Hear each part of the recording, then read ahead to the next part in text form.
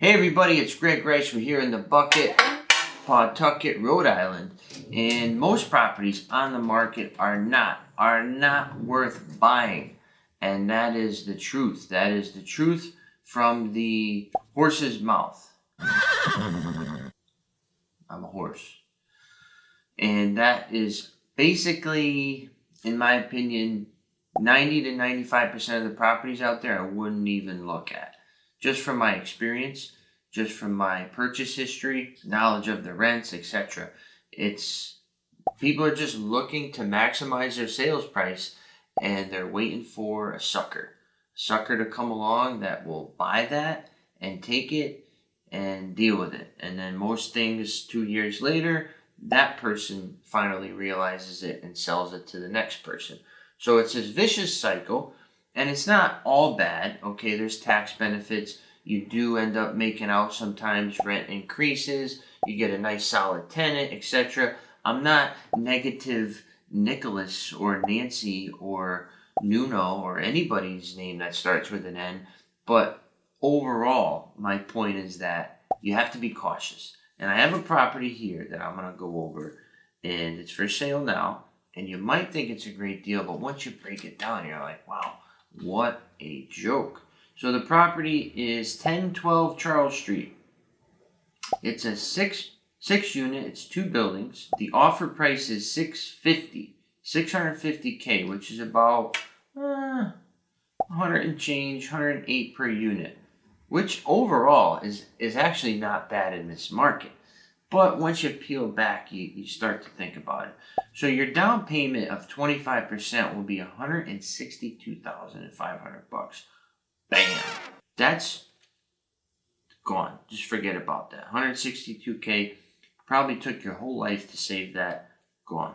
Now after that, let's start with your property tax. $12,349 a year. So $1,000 a month. So one apartment just for your taxes. So now you got 5 apartments left. Okay, let's look at insurance, for example. Probably going to be about $3,500 to $4,000 per year, which is another $300-400 a month. Your maintenance, expected maintenance, I would say another $12,000 a year, and that's being generous, $1,000 a month. That's including turnovers, okay, painting, cleaning, snow removal, landscaping, your trash disposal, say another $1,000 a month. Now you're down to utilities, your water, your sewer. That's going to be another, according to this sheet, $12,000 for the year. Water, sewer, gas, and electric in the common areas is another $1,000. So there you go. Now you're down to what? 3 apartments at this point.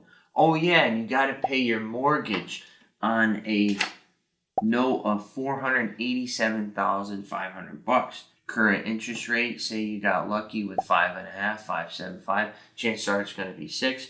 Your monthly mortgage payment is going to be at least $3,000 per month. Again, 3 apartments out the door. So you've just covered your known expenses, and you're already broke. Unless you can raise these rents, but on average, I mean, $1,000 for, a 2-bedroom, 1-bedroom apartment here.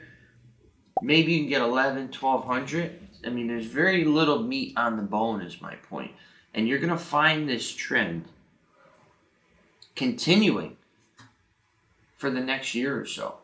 Interest rates are creeping up, which automatically just balloons your payment with these type of numbers. I mean, $650K, your mortgage is $487.